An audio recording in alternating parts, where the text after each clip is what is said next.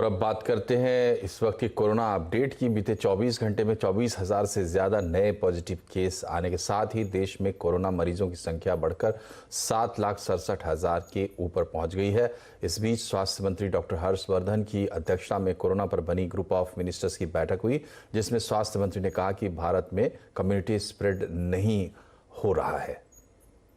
उन्होंने कहा कि इस कुछ पॉकेट्स में हो सकता है कि वायरस ज़्यादा मौजूद है, मगर फिर भी ये कहना सही नहीं होगा कि भारत में कम्युनिटी स्प्रेड है या भारत में कोरोना ज़्यादा बड़ा संकट बन गया है। दुनिया में तीसरे नंबर पर हमारे केसेस पहुंच गए। उनको स्मरण कराना चाहता हूं कि इस विषय को सही पर्सपेक्टिव में देखना और समझना बहुत ज़रूरी है।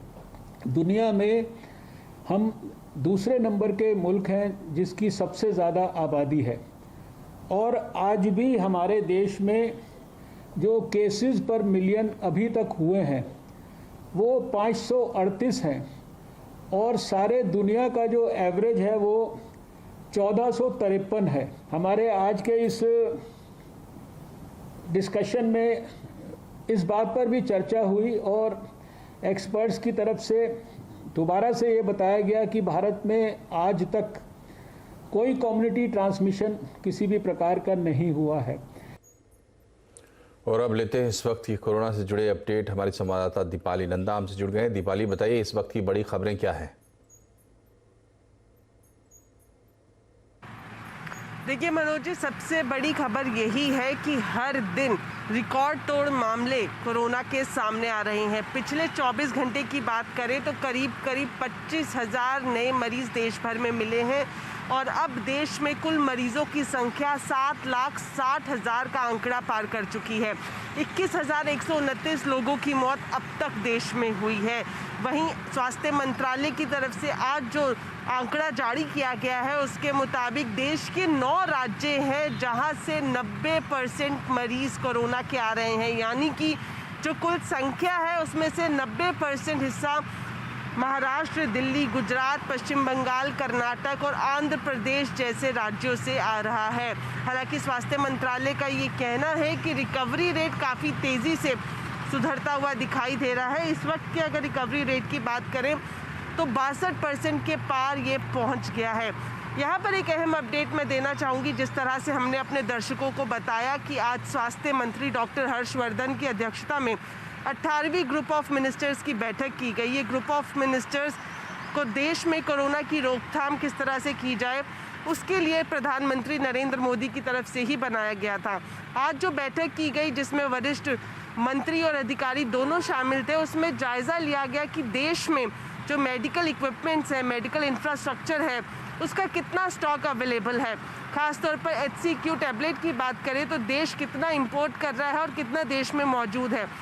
इस बैठक के बाद डॉक्टर हर्षवर्धन ने एक बड़ा स्टेटमेंट ये दिया कि अभी भी भारत में कम्युनिटी ट्रांसमिशन नहीं हुआ है। सबसे बड़ी चिंता इसी बात को लेकर जताई जा रही थी। जिस तरह से नंबर बढ़ते हुए नज़र आ रहे थे तो कई जगह इस बात की आशंका जताई गई कि हो सकता है कम्युनिटी ट्रांसमिशन की स्टेज पर भारत पहुंच गया हो। लेकिन आज डॉक्टर हर्षवर्धन की तरफ से ये बड़ा स्टेटमेंट दिया गया है। साथ ही साथ ये भी बताया गया कि इस वक्त जो केंद्र सरकार का फोकस है वो इन 8 से 9 राज्यों पर ज़्यादा दिखाई दे रहा है, और ख़ास तौर पर कंटेनमेंट और सर्विलांस पर फोकस किया जा रहा है। साथ ही साथ एक जो डेटा दिया गया कि जिस तरह से भारत की आबादी अगर पूरे ग्लोबली देखी जाए तो दूसरे नंबर पर भारत सबसे बड़ा देश है। यहाँ पर मृत्यु दर अभी भी दुनिया में सबसे कम है। 2.5% के आसपास मृत्यु दर है, जो कि पूरी दुनिया में सबसे कम है। तो सरकार इस वक्त ये फोकस कर रही है कि दीपाली, तो इस वक्त की बड़ी अपडेट्स दीपाली बता रही थी, और अभी स्वास्थ्य मंत्रालय की प्रेस कॉन्फ्रेंस चल रही है। लगभग 1 महीने के गैप के बाद ये प्रेस कॉन्फ्रेंस हो रही है। सीधे चलते हैं। जबकि इसमें कोविड की जो डेथ है वो 32% है। 60 से 74 वर्ष की जो आयु के लोग हैं वो भारत की जनसंख्या का 8% हैं, लेकिन इसमें कोविड से जो डेथ हुई हैं वो 39% हैं। और 75 वर्ष से अधिक आयु के उम्र दराज जो लोग हैं वो कुल आबादी का 2% हैं, लेकिन यहाँ जो कोविड से डेथ हुई हैं वो 14% है। यानी इसका निचोड़ ये है कि भारतवर्ष की 25% आबादी जो 45 वर्ष से लेकर ऊपर की आयु की है, 75 वर्ष से ऊपर तक की, उसमें 85% कोविड रिलेटेड डेथ हुई हैं। तो ये आयु वर्ग है जिस पर विशेष ध्यान देने की आवश्यकता है, भारत सरकार को भी, राज्य सरकारों को भी और यूटी एडमिनिस्ट्रेशंस को भी। इसको हम फिर फर्दर आपको और ग्रैनुलर बेसिस पर ये बता रहे हैं कि people who are between 60 to 74 years of age, they constitute 8% of India's total population. However, they also show 39% of, and people who are more than 75 years are 2% of India's population, but they show 14% of COVID deaths. So this is a brief summary that I wanted to present before you. Thank you. Thank you very much, sir. Now I request the representative of ICMR, ma'am, please.